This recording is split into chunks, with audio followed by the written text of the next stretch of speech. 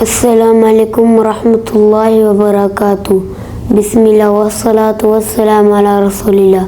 میرا نام زبیر ہے. آج پھر سے میں آپ لوگوں کے لیے نئی ویڈیو لے کر حاضر ہوا ہوں. ایک یہودی عورت مسلمان ہوئی ہے. ایک یہودی عورت کا مسلمان ہونا اور اسلام کے اندر عمل کرنا بڑی سعادت ہوتی ہے. تو چلو ویڈیو سٹارٹ کرتے ہیں.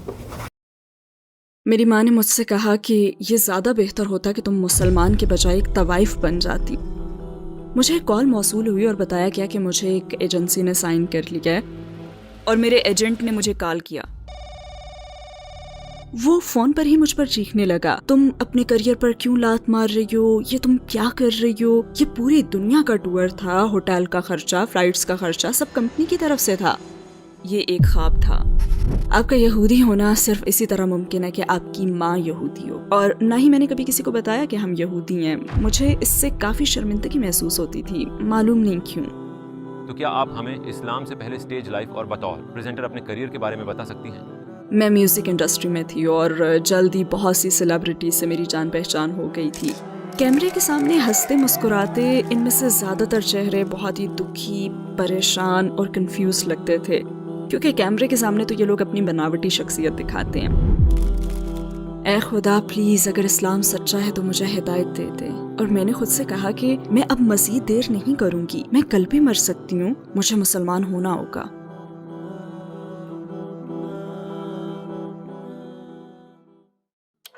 اگر آپ کے پاس صرف ایک دعا ہو جس کے بارے میں یقین ہو کہ ضرور قبول ہوگی تو وہ کون سی ہوگی؟ میرے والدین دونوں بہت زیادہ بیمار ہیں, میں بس ان کی ہدایت کی دعا کر رہی ہوں. مگر نہیں, میرا خاندان یہودی ہے.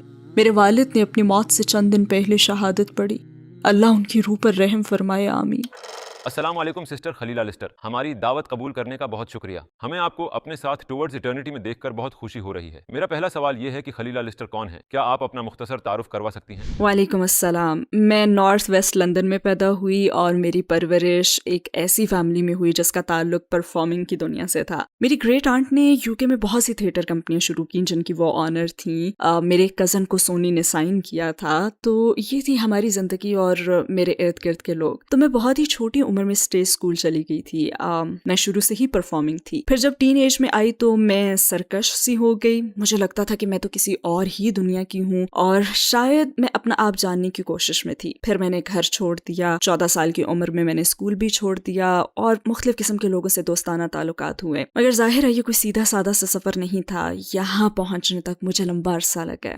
عقیدے کے لحاظ سے آپ کی زندگی کیسی تھی؟ آپ کا کس پر ایمان تھا؟ میری فیملی یہودی تھی. ہم بالکل بھی مذہبی نہیں تھے اور مجھے مذہب کی تو کوئی سمجھ ہی نہیں تھی. میرے ماں باپ دونوں ہی اگنوسٹک تھے اور وہ مذہب کو نہیں مانتے تھے. گھر میں سور کھاتے ہوئے بڑے ہوئے ہم, جو کہ بالکل ہی یہودیت کے خلاف ہے. ہم کرسمس مناتے تھے اور ہم حقیقت میں یہودی مذہب کا کوئی بھی تہوار نہیں مناتے تھے. لہٰذا میں نے خود کو کبھی بھی یہودی محسوس ہی نہیں کیا اور نہ ہی میں نے کبھی کسی کو بتایا کہ ہم یہودی ہیں. مجھے اس سے کافی شرمندگی محسوس ہوتی تھی, معلوم نہیں کیوں. اگرچہ میں اب اس پر غور کرتی ہوں مگر ایک لمبا عرصہ مجھے اپنے اس ورثے پر کوئی فخر نہیں تھا. میرا یہودی مذہب پر یقیناً کوئی ایمان نہیں تھا اور میں نے عیسائیت پر بھی غور کیا مگر میں اسے بھی بالکل نہیں سمجھ سکی. میں سمجھ ہی نہیں سکی کہ 3 خدا ایک کیسے ہو سکتے ہیں. میرا واقعی ایک خدا پر ایمان تھا اور میں اسے پکارتی بھی تھی. ہاں شاید مجھے یاد ہے جب حالات بہت خراب تھے, جب میری ایک دوست نے خودکشی کر لی تھی اور میری زندگی میں اور بھی بہت سی بڑی مشکلات تھیں, تو میں ہمیشہ خدا کو پکارتی تھی مگر مجھے آئیڈیا نہیں تھا کہ میں کسے پکار رہی ہوں.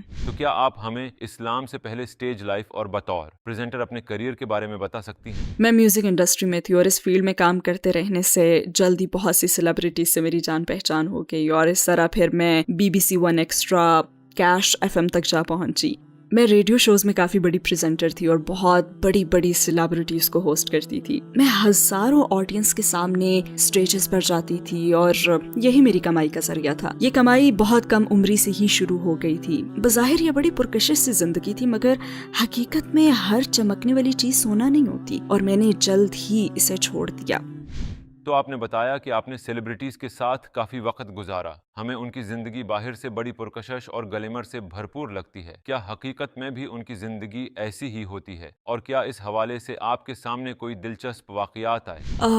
میرے خیال میں یہی وہ دلچسپ چیز ہے جو میری پوری زندگی بدلنے کا ذریعہ بنی، کیونکہ میں پرفارمنگ کی دنیا میں تھی اور ان لوگوں کو مسلسل قریب سے دیکھا جنہیں آپ اسکرین پر دیکھتے ہیں۔ یاد رہے کہ اس وقت ہمارے پاس انسٹاگرام نہیں تھا، بلکہ وہ پیپراٹسی یا ٹی وی پر انٹرویوز کا زمانہ تھا، مگر انہیں اور ان کی زندگی کو دیکھ کر آپ کو لگتا ہے کہ یہ ڈریم لائف گزار رہے ہیں، ان کے پاس کاریں ہیں، دولت ہے، یہ کامیاب لوگ ہیں اور ان کے پاس تو بس دنیا کی ہر نعمت ہی موجود ہے۔ آپ کے خیال میں ساری دنیا ان کی مٹھی میں ہوتی ہے، مگر میں نے پارٹیز کے بعد ہمیشہ دیکھا کہ کیمرے کے سامنے ہنستے مسکراتے ان میں سے زیادہ تر چہرے بہت ہی دکھی، پریشان اور کنفیوزڈ لگتے تھے۔ میں جب ان سے پوچھتی کہ آپ خوش کیوں نہیں ہیں، آپ تو سب کچھ پا چکے ہیں، تو وہ جواب دیتے کہ مجھے نہیں لگتا کہ میں پا چکا ہوں اور شاید میں ابھی بھی دوسروں سے پیچھے ہوں۔ ان میں سے کوئی نہیں سمجھتا کہ وہ زندگی میں کامیاب ہے، بس انہیں لگتا ہے کہ وہ کامیابی سے قریب ہیں اور وہ اسے بس ایک بیرونی زاویے سے دیکھتے ہیں۔ اور تب میں یہ سوچتی کہ اگرچہ میں کافی کم عمر تھی، مگر میں ہمیشہ یہ سوچا کرتی تھی کہ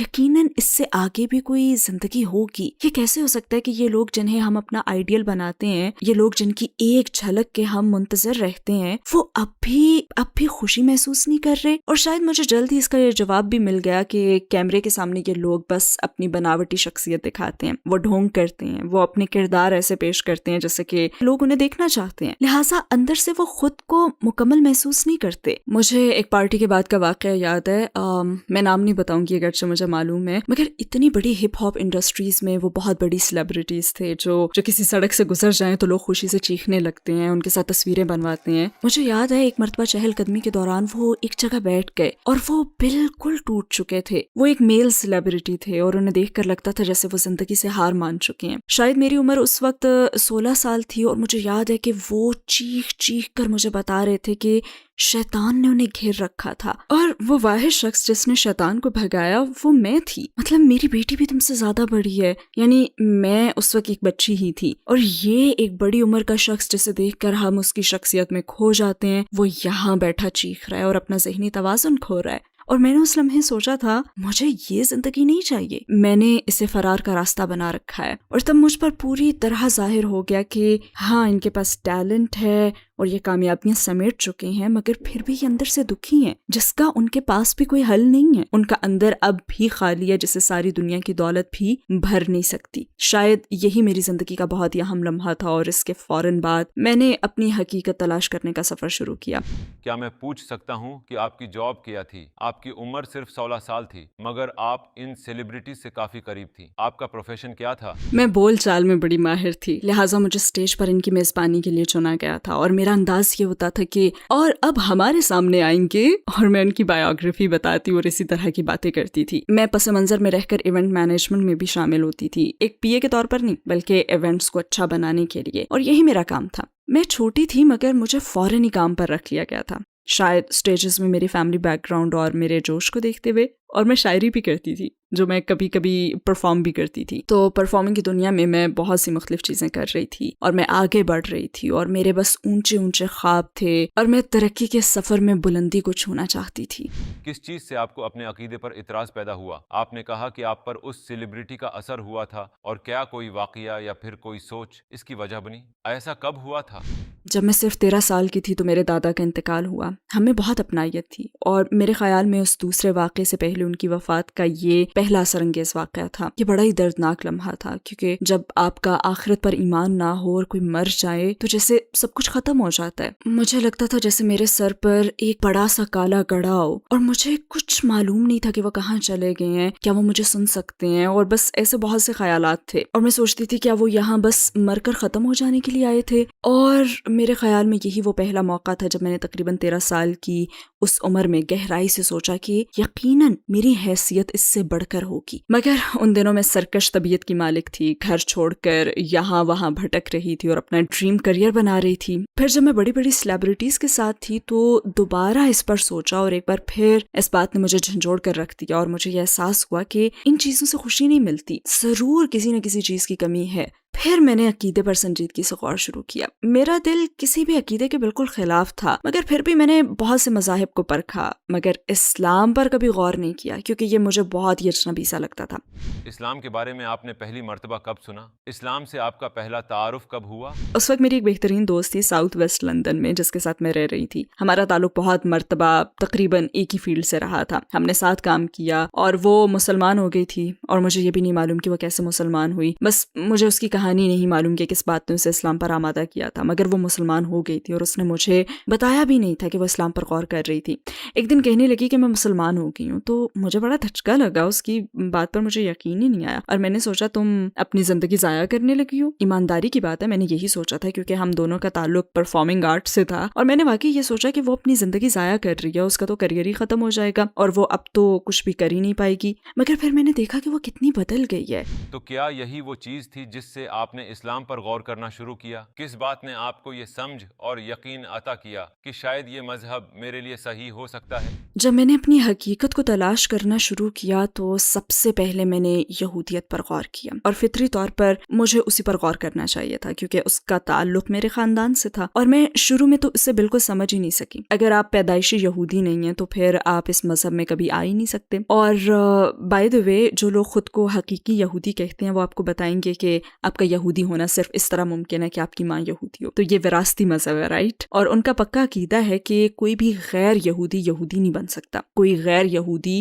یہودی مذہب قبول نہیں کر سکتا. تو تب میں نے سوچا کہ اتنے بہت سے خوبصورت کلچرز اور انسانوں کی نسلیں اور دنیا میں ان دولت مند اور خوبصورت لوگوں کو صرف جہنم میں جانے کے لیے کیوں بنایا گیا ہے؟ یہ بات مجھے سمجھ نہیں آ سکی، میں اسے سمجھنا بھی نہیں چاہتی تھی. لہٰذا میں نے دوبارہ عیسائیت پر غور شروع کیا. میرا دل ہمیشہ سے خدا کا تصور مانتا تھا، اگرچہ مجھے معلوم نہیں تھا کہ خدا کون ہے. میں نہیں سمجھ سکی کہ 3 ایک ایسے ہو سکتے ہیں. وہ مر گئے مگر پھر بھی زندہ ہیں. میرا دماغ یہ نہیں سمجھ سکا. آخرکار جب وہ مسلمان ہوئی تو اس نے مجھے سمجھانا شروع کیا. وہ بنیادی چیز جس نے مجھے متاثر کیا وہ یہ تھی کہ کوئی بھی شخص مسلمان ہو سکتا ہے، چاہے اس کا تعلق پھر کہیں سے بھی ہو، چاہے اس نے کتنے ہی گناہ کیوں نہ کر رکھے ہوں. اور مجھے یقین ہو گیا کہ یہی وہ مذہب ہے جو آپ کو جج نہیں کرتا. جو بھی ایک خدا کو مانتا ہے اور تمام پیغمبروں اور رسولوں پر ایمان رکھتا ہے تو یہ اس کو اپنے دامن میں جگہ دے دیتا ہے. میں نے بس سوچا کہ یہی سچا مذہب ہو سکتا ہے اور اسے ہی سچا ہونا چاہیے. بھلا خدا ہمیں جہنم کی آگ میں جلانے کے لیے کیوں پیدا کرے گا؟ وہ کون سی چیز تھی جس نے آپ کو مسلمان ہونے کے لیے آخری قدم اٹھانے پر آمادہ کیا؟ میں نے خدا کو پکارنا جاری رکھا، یہاں تک کہ میں اپنی دوست کے ساتھ فجر کے لیے بھی اٹھتی تھی کیونکہ میں اسی کے ساتھ رہ رہی تھی، اور وہ مسلمان ہو کر فجر کی نماز پڑھتی تھی، وہ وضو کرتی تھی اور میں اس کے پیچھے بس بیٹھ جاتی تھی، اپنے ہاتھ اوپر اٹھاتی اور میں بس یوں کہتی تھی کہ اے خدا پلیز اگر اسلام سچا ہے تو مجھے ہدایت دے دیں. اور میں اس سے کوئی آسمانی اشارہ مانگتی تھی، مجھے بس کوئی اشارہ چاہیے تھا. اللہ جانتا ہے کہ کس شخص کو کس انداز سے ہدایت دینی ہے. اور پھر مجھے خواب آیا اور اس خواب نے مجھے اندر سے ہلا کر رکھ دیا. خواب یہ تھا کہ کسی جگہ مسلمان ہونا غیر قانونی تھا اور میں مسلمان ہو گئی تھی، اور میں اور دوسرے کافی لوگ جیل میں تھے کیونکہ ہم مسلمان ہو گئے تھے اور ایسا کرنا مکمل جرم تھا. لہٰذا ہم لاک اپ میں تھے اور جیل بڑی بڑی بندوقوں والے گارڈ سے بس بھری ہوئی تھی. وہ بہت ہی خوفناک اور بہت اندھیرے والی اور خستہ حال جگہ تھی. وہاں ہر طرف چوہے تھے اور اگر خوش قسمتی سے کسی کو باہر نکالا بھی جاتا تو وہاں اس کے چہل قدمی کرنے، دوڑنے یا ورزش وغیرہ کرنے کے لیے ایک بڑا سا بس صحن تھا، اور صحن کی دوسری جانب ایک جنگلہ تھا، اور جنگلے کے پیچھے بہت سے مسلمان تھے اور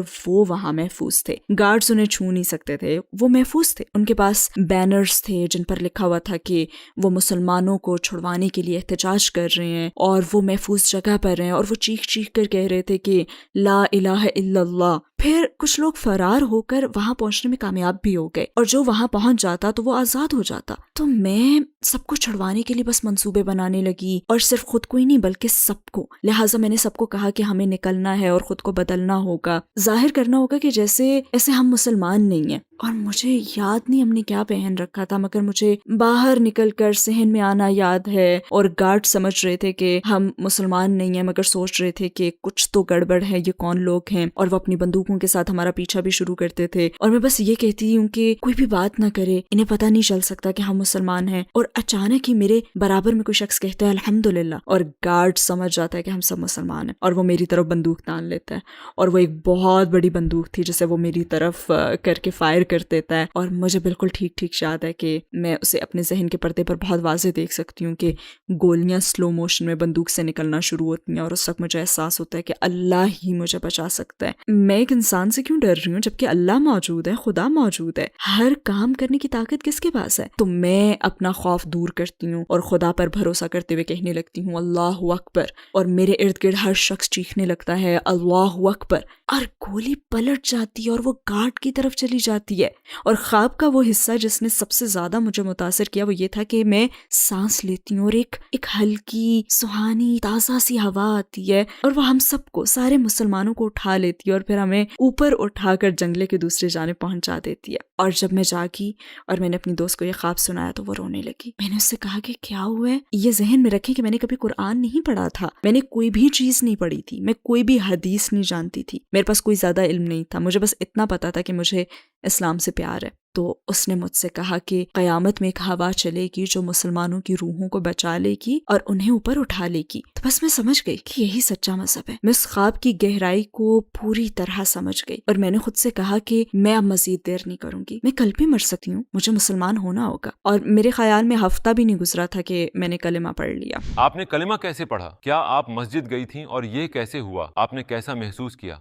میں بیکر اسٹریٹ اسٹیشن گئی، مجھے ٹرین سے جانا پسند تھا اور میں ٹکٹ بیریئر سے گزری، اور مجھے یاد ہے وہ 3 بہنیں بڑے بڑے پھولوں کے ساتھ کھڑی ہوئی تھیں، اور انہوں نے مجھے میرا پہلا اسکارف دیا، مجھے اسے پہننے مدد دی، اور مجھے ریجنس پارک کی مسجد، بیکر اسٹریٹ مسجد میں لے گئیں جو کہ سینٹرل لندن میں ایک بڑی اور خوبصورت مسجد ہے۔ میں سیڑھیاں اتر کر امام کے دفتر میں گئی اور انہوں نے مجھے اپنے ساتھ الفاظ دہرانے کو کہا، اور یوں وہاں میں نے کلمہ پڑھ لیا، اور مجھے ایسا محسوس ہوا جیسے میرا نیا جنم ہوا ہے۔ مجھے لگا جیسے میرا ہر گناہ، ہر برا تجربہ بس مجھ سے دور ہو گیا اور مجھے زندگی کا ایک نیا پرچہ ملا ہے۔ ہاں، مجھ میں خوف کا بھی احساس تھا کیونکہ مجھے نہیں معلوم تھا کہ آگے کیا ہوگا، میں کیا کروں گی، میں کہاں جاؤں گی، میری فیملی کا کیا ریاکشن ہوگا، اور خوف کی وجہ یہ بھی تھی کیونکہ جب میں نے کلمہ پڑھا تو امام نے مجھ سے ایمان کے 6 پلرز پوچھے تھے اور مجھے ان کا کوئی آئیڈیا نہیں تھا۔ تو مجھے محسوس ہوا کہ او میرے خدا، میں مسلمان نہیں ہو سکتی، مگر انہوں نے مجھے کچھ سمجھایا جو آج تک مجھے اچھی طرح یاد ہے، حالانکہ اس بات کو تقریباً 17 سال ہو گئے ہیں۔ انہوں نے کہا تھا کہ اگر آپ سمندر میں اپنی انگلی ڈالیں تو انگلی پر آنے والا علم کا یہ قطرہ علم کے اس پورے سمندر کا مقابلہ نہیں کر سکتا جو آپ کو اپنی باقی پوری زندگی میں حاصل کرنا ہوگا۔ آپ علم سیکھنا کبھی نہیں روک سکتی، علم حاصل کرنے کا سفر ہمیشہ جاری رکھنا ہوگا، اور میرا اور آپ کا علم کچھ بھی نہیں ہے، اللہ ہی کے پاس ہر چیز کا علم ہے۔ آپ کی فیملی اور آس پاس کے لوگوں نے آپ کے قبول اسلام پر کیا ری ایکشن دیا؟ میری بہن جو اس وقت 14 سال کی تھی، میرے مسلمان ہونے کے 1 مہینے بعد وہ بھی مسلمان ہو گئی، ماشاء اللہ تبارک اللہ۔ میں نے دراصل اسے ایک کتاب دی تھی جس کا نام تھا اسلام کی تصویری گائیڈ، جو اسلام کے تعلق سے سائنس کی وضاحت کرتی ہے۔ میں بڑی حد تک ایک جذباتی انسان ہوں اور وہ بڑی حد تک عقل پرست ہے۔ اس سے وہ اس زمانے کے معجزوں کو سمجھ پائی جب سائنس کا وجود بھی نہیں تھا، اور وہ بھی مسلمان ہو گئی، مگر وہ بہت چھوٹی تھی، لہٰذا اپنی والدہ کو مجھے ہی بتانا پڑا کہ میں مسلمان ہو گئی ہوں، اور میری ماں نے مجھ پر کافی چیخ و پکار کی اور مجھ سے کہا یہ زیادہ بہتر ہوتا کہ تم مسلمان کی بجائے ایک طوائف بن جاتی، اور مجھے یقین نہیں آیا کہ اسلام کے بارے میں ان کے یہ خیالات ہیں۔ حقیقت تو یہ تھی کہ میرے خاندانی رشتہ دار اب بھی کسی حد تک اپنے مذہب پر قائم تھے، لہٰذا ان میں سے زیادہ تر کو میرے مسلمان ہونے پر بڑا دھچکا لگا، لیکن میری اپنی فیملی کا مذہب پر عمل تو نہ ہونے کے برابر تھا۔ مسلمان ہونے کے بعد آپ کو $1 ملین ریکارڈ کمپنی کے مالک نے جاب آفر کی تھی، آپ نے کیا جواب دیا اور آپ کے اس فیصلے کی کیا وجہ تھی؟ ہاں، مجھے کال موصول ہوئی اور بتایا گیا کہ مجھے ایک ایجنسی نے سائن کر لیا ہے۔ میرے ایجنٹ نے مجھ سے کہا آپ کامیاب ہو گئی۔ میں نے کہا میں کامیاب ہو گئی کس میں؟ اس نے کہا کہ آپ نے کر دکھایا، آپ کو جاب مل گئی ہے، اسٹوڈیو میں آپ کی گئی کئی گھنٹے ریہرسل کی محنت رنگ لائی ہے، انہوں نے آپ کو سلیکٹ کر لیا ہے۔ واقعی ہاں، سینکڑوں لوگوں نے اس جاب کے لیے اپلائی کیا تھا اور ان میں سے میں سلیکٹ ہوئی، اور وہ ایک ٹور پر جانے والے تھے جہاں ایک بہت ہی بڑی سیلیبریٹی کو ہوسٹ کرنا تھا اور اس کی پرفارمنس سے پہلے اور بعد میں کراؤڈ سے بات کر کے ان میں جوش جگانا تھا، اور میں اپنی لکھی ہوئی کچھ شاعری بھی پڑھ لیتی تھی۔ تو یہ پوری دنیا کا ٹور تھا، ہوٹل کا خرچہ، فلائٹس کا خرچہ، سب کچھ کمپنی کی طرف سے تھا۔ یہ ایک ڈریم جاب تھی، میں بہت زیادہ خوش تھی اور مجھے یقین نہیں آ رہا تھا، اور پھر اچانک مجھے یاد آیا کہ الحمدللہ میں تو مسلمان ہوں، تو میں نے اس سے کہا کہ میں یہ جاب نہیں کر سکتی. وہ فون پر ہی مجھ پر چیخنے لگا کہ تم اپنے کریئر پر کیوں لات مار رہی ہو, یہ تم کیا کر رہی ہو. مگر میں جانتی تھی کہ میں یہ نہیں کر سکتی. اس وقت مجھے بالکل آئیڈیا نہیں تھا کہ میں بطور مسلمان اپنی آواز کا استعمال کیسے جاری رکھ سکتی ہوں. لہٰذا میں نے اس دن کے بعد سے کافی لمبے عرصے تک ہر کام چھوڑ دیا. مگر پھر مجھے آواز کے دوبارہ استعمال کا راستہ سمجھ آ گیا, مگر اس بار الحمدللہ ایک مسلمان عورت کے طور پر. یعنی مسلمان ہونے کے بعد آپ کے کریئر میں ایک گیپ، ایک وقفہ آ گیا تھا. میرا خیال ہے کہ تقریباً 14 سال پہلے مجھے سمجھ آ گیا کہ بات کرنے اور اپنی آواز کو طاقت کے ساتھ مثبت انداز میں استعمال کرنے کے اور بھی راستے ہیں. اس طرح میں ٹیڈ ایکس جیسے ڈریم سٹیجز پر گئی جو کہ انتہائی شاندار پلیٹ فارمز ہیں الحمدللہ. میں وہاں ایک مکمل پردہ دار عورت کی طرح جاتی تھی اور میں نے دنیا کے چند عظیم ترین پبلک اسپیکرز کے ساتھ شروعات کی. تو آپ نے ٹیڈ ایکس میں گفتگو کی. کیا آپ کو نقاب کرنے والی ٹیڈ ایکس اسپیکر کے طور پر مسائل کا سامنا ہوا؟ کیا گفتگو سے پہلے یا بعد میں لوگوں نے اس کی وجہ سے آپ سے دلچسپ سوالات پوچھے یا آپ کے ساتھ مختلف رویہ اپنایا؟ ٹیڈ ایکس میں میری گفتگو سینٹا باربرا کیلیفورنیا میں ایک سفید فام غیر مسلم کے ساتھ تھی. اس نے مجھ سے کہا مجھے آج سے پہلے کبھی کسی مسلمان عورت سے بات کرنے کا موقع نہیں ملا. میرے خیال میں اس کا علاقہ زیادہ ملٹی کلچرل نہیں تھا, وہاں زیادہ مسلمان نہیں رہتے تھے, لہٰذا یہ اس کے لیے پہلا موقع تھا. اور ٹیڈ ایکس میں میری پہلی گفتگو اس کے ساتھ ایک انٹرویو تھا اور وہاں پروڈیوسر بھی موجود تھا. وہ ہالی ووڈ میں کام کرتا تھا اور اس انڈسٹری میں کافی مشہور تھا. اور میرے خیال میں ان کے ذہن میں اسلام کے متعلق کچھ غلط فہمیاں تھیں, کیونکہ انہوں نے مجھ سے پوچھا کہ یہاں آپ کی گفتگو سے آپ کی کمیونٹی کیسا محسوس کرے گی, یہاں آنے پر ان کا کیا رد عمل ہوگا. اور اسے بہت حیرت ہوئی جب میں نے اسے بتایا کہ حضرت خدیجہ رضی اللہ تعالیٰ عنہا ایک انٹرپرنور تھیں, وہ ایک کاروباری خاتون تھیں اور وہ ہماری رول ماڈل ہیں اور ہمیں ان سے محبت ہے, اور وہ کمال کی عورت تھیں, وہ ایک مضبوط عورت تھیں. اور اس کے منہ سے اچانک حیرت میں ڈوبی ہوئی ایک ہنسی نکلی, کیونکہ اس سے انتہائی تعجب ہوا تھا کہ ایسی عورت نے ہمارے پیغمبر سے شادی کی تھی جو کہ ایک کاروباری عورت تھی. اور میرا تو ایسے بہت سے لوگوں سے سامنا ہوا ہے جنہوں نے ٹیڈ ایکس پر میری گفتگو سنی اور پھر مجھے میسج کر کے کہا کہ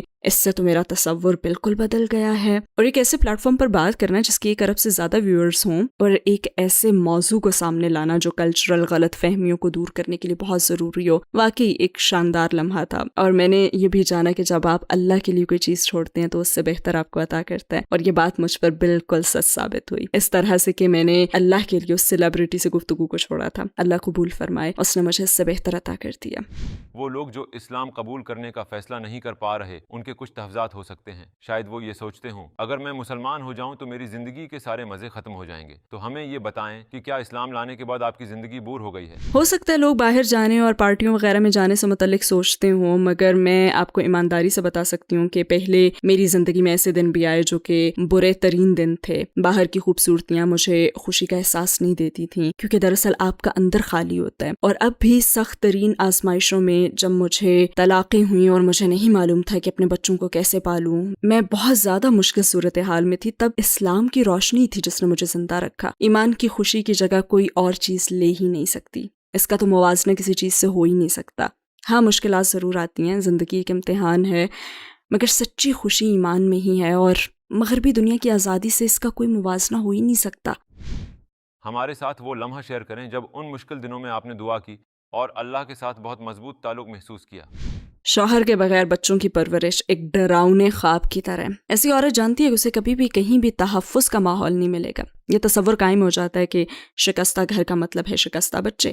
اور میں اللہ سے فریاد کرتی تھی کیونکہ میں جانتی تھی کہ مجھے باذن اللہ کے لیے ان شادیوں کو ختم کرنا ہوگا, اور میں اللہ سے دعا کرتی تھی کہ وہ مجھے طاقت دے اور میرے بچوں پر رحم کرے. اگر آپ کے پاس صرف ایک دعا ہو جس کے بارے میں یقین ہو کہ ضرور قبول ہوگی تو وہ کون سی ہوگی؟ میرے والدین دونوں بہت زیادہ بیمار ہیں تو میں بس ان کی ہدایت کی دعا کر رہی ہوں. مگر نہیں, مجھے اور میری فیملی اور میرے پیاروں کو جنت میں داخل فرما, آمین. بس یہی. میں اس زندگی کے لیے دعا نہیں کرنا چاہتی, یہ زندگی تو بس ایک امتحان ہے اور یہ یقینی بات ہے. میری دعا بس یہی ہوگی, خصوصاً میں اپنے والد کے حوالے سے جس کیفیت سے گزر رہی ہوں, اور میں اب یہ بات اچھی طرح سمجھ چکی ہوں کہ ہم جنت میں اپنے پیاروں سے ملنے کی کتنی طلب رکھتے ہیں. سسٹر خلیلہ لسٹر, آپ کے جوابات کا بہت شکریہ, ہم نے آپ کی زندگی سے بہت کچھ سیکھا. آمین. بہت زیادہ جزاک اللہ خیر مجھے اس چینل پر بلانے کے لیے اور اس شاندار کام کے لیے جو آپ ایک ایسا ضروری پیغام آگے پہنچانے کے لیے کر رہے ہیں جس پر اس زمانے میں کان نہیں دھرا جا رہا. آپ لوگوں نے جو سنا, ایک ماڈل مشہور عورت نے اسلام کے لیے $1 ملین کی جاب چھوڑ دی. جسے اللہ اپنی محبت دے وہ پوری دنیا کو چھوڑنے کے لیے تیار ہو جاتا ہے۔ آپ لوگوں کو اس ویڈیو میں سیکھنے کے لیے کیا ملا؟ اس ویڈیو کو لائک کریں، شیئر کریں اور اس چینل کو سبسکرائب کریں۔ السلام علیکم۔